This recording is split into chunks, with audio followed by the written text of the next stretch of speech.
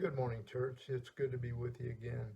We've been looking at God is my refuge over the last several weeks and how that God can be a refuge in times of trouble, and that He often is for you and I. Many times He's our refuge. We don't even realize it. God sustains us, and He's always there to help us and to bless us.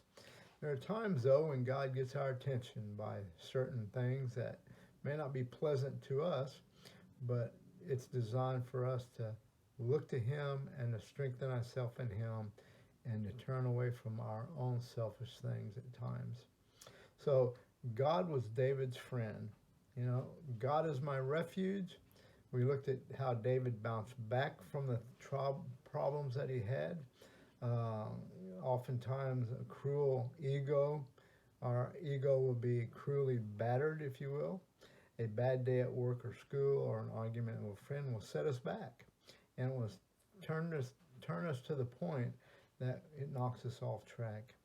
And then David received strength from God, and so he always turned to the Lord when he realized that he'd been convicted for what he'd done, and so he always repented and turned to God. And so we see that he bounced back, he received strength from God, and today God was David's friend. In Psalms chapter 59, verses 9 and 10, this helps to explain what David meant when he called God a tested help in times of trouble. Psalms 46:1, this presents God as a personal friend to his children. I know he will keep on helping me. No matter what I do, he's faithful to be there for me whenever I turn to him. David's whole life revolved around a relationship, a friendship with God. That's why David was angry at Goliath, because Goliath was talking about his God, David's God. Goliath was running down David's God, and it made him angry. First Samuel chapter 17, verses 26 to 33, we can read about that. Also chapter 45 through 48. What David was saying, you don't talk that way about the God of this universe, who has become a friend of me.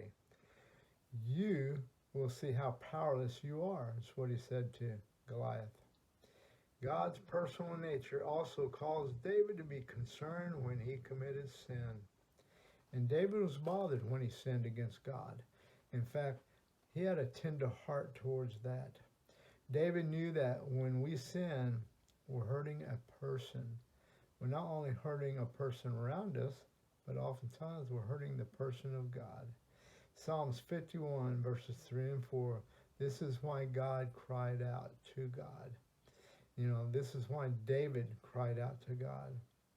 It's because he knew he had hurt his heavenly Father. Even though God is the one in charge, he is our personal Father as well. When you allow God to work and share in your life, he shares your defeats and victories as well. Your Christian life is not to be average anymore, because God will transform it if you let him. God will be the person that will give you the strength to live the kind of life that pleases him, to live the kind of life that he wants you to live, to be an obedient child of his. Obedience represents blessings, and disobedience represents times that we're not going to be very, very great about. We're not going to like it a lot, because God would discipline us when we need it. Growing up in my family, my dad oftentimes says, you know, when you do wrong, we're going to talk about it. In fact, I can recall several times when he looked at me and said, son, we need to go to the woodshed for a talk. I knew there wasn't going to be much talking. There was more action than anything. But I look back on that, and I'm thankful that he loved me enough in order to take the time to discipline me. And so God's the same way. And so David learned to bounce back. He also received strength from God. He was open to God, and God was David's friend because of it. How about you? Are you God's friend? Are you trusting in God, not only for your salvation, but are you trusting him in your daily life, how that he will take care of you, how that he will sustain you, and how that he will bless you? Think about that. Go to the Lord, confess any sin you know of in your life, and do the things that pleases Him. He'll forgive you. He'll walk right along beside you. He'll strengthen you. He'll give you what you need to be the Christian for Him. And then because of it, you'll be a blessing to those around you as well as to those that may not know the Lord. So watch for Him. He's always there. He's always there to give us strength. God bless you, church. Have a great week.